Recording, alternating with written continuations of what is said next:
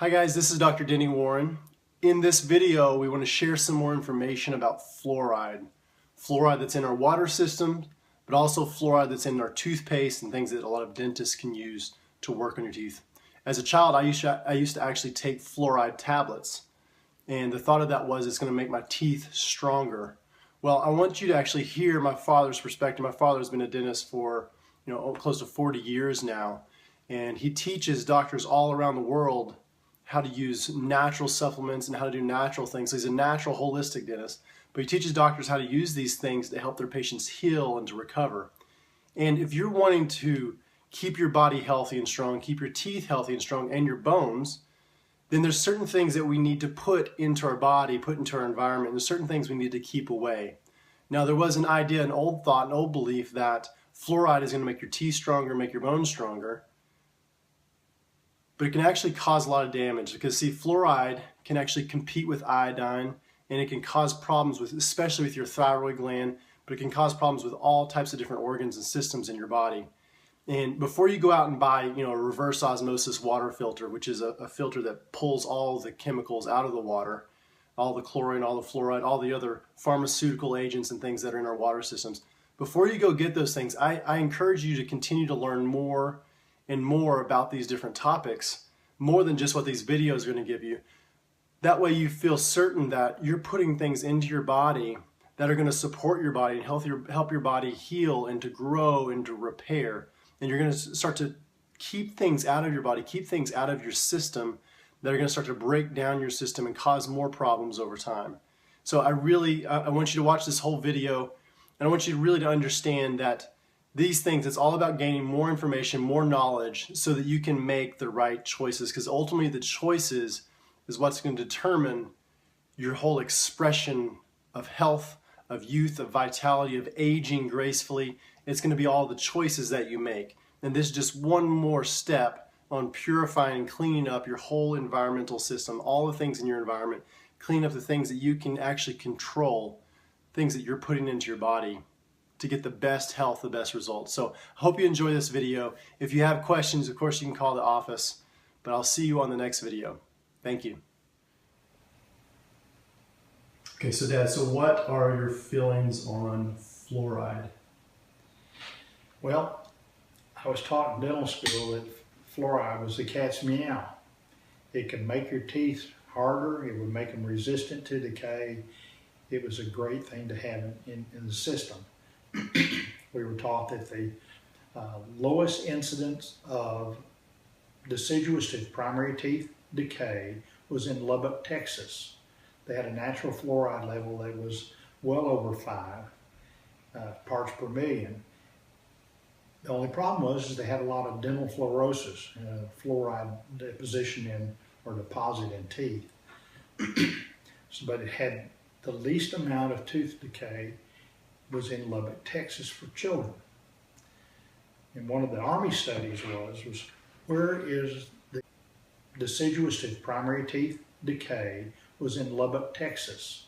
They had a natural fluoride level that was well over 5 parts per million. The only problem was they had a lot of dental fluorosis, fluoride deposition in or deposit in teeth.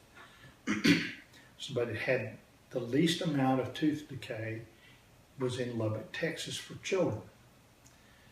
And one of the Army studies was where is the highest prevalence of young adult, 20, 25-year-old men?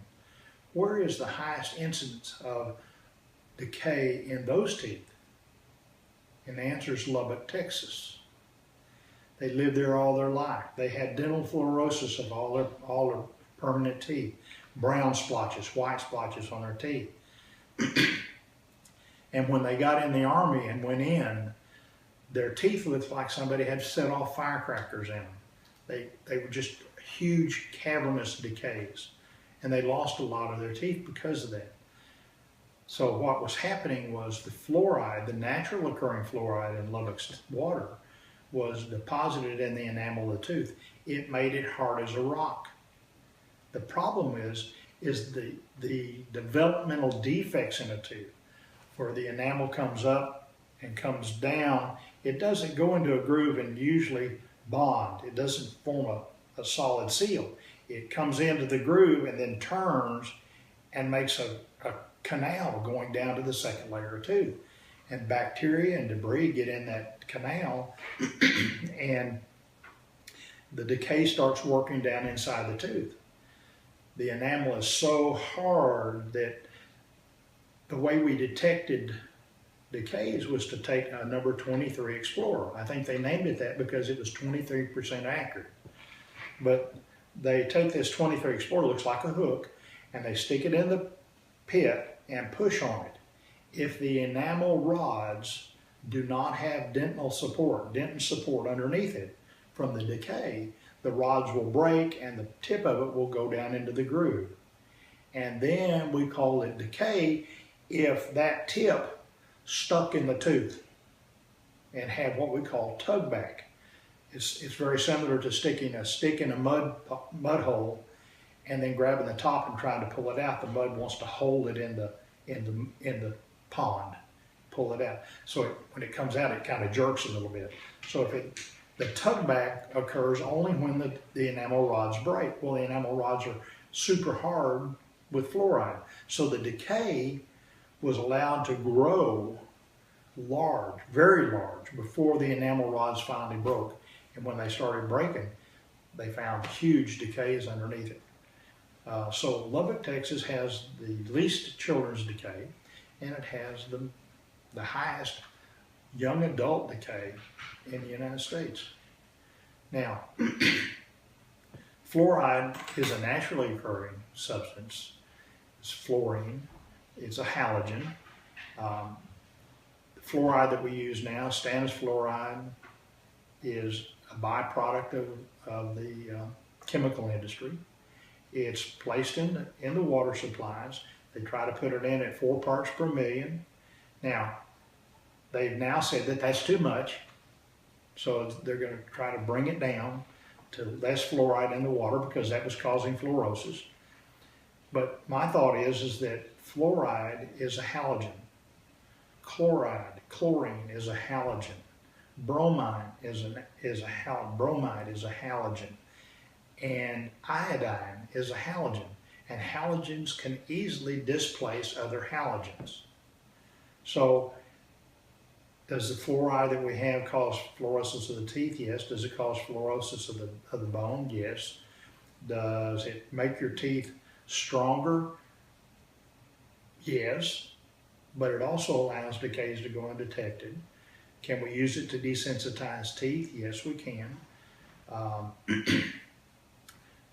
I gave it, we didn't have fluoride in the water here when my children were born. I gave them fluoride tablets. Some of my kids have fluorosis of their teeth. I supported fluoridation of our water supply. And then I went to a meeting in Florida of the American Association of Research Biochemists and Physiologists. I don't know why I went to it. I went to it. I got there. I was the only dentist of about 400 people. And they said, what are my views on fluoride? And I told them, it's good stuff. And they said, support it. Support your view. And I couldn't. I was merely repeating what we were taught to say in school. Basically, we were indoctrinated to mercury fillings and we were indoctrinated to using fluoride. At this point in time, I do not use fluoride in my office. I can't justify it. I wonder if some of our hypothyroidism or hyperthyroidism, for that fact, is a substitution of fluoride or chloride for iodine. I don't know. So, I don't like fluoride. I don't like it. But I'm not going to be an alarmist, so if some doctor wants to use it, that's their business. Just like mercury. I don't want to be an alarmist. To me, being an alarmist is as bad as being stuck in saying that mercury's fine and fluoride's fine. It's got to be responsible. Beautiful.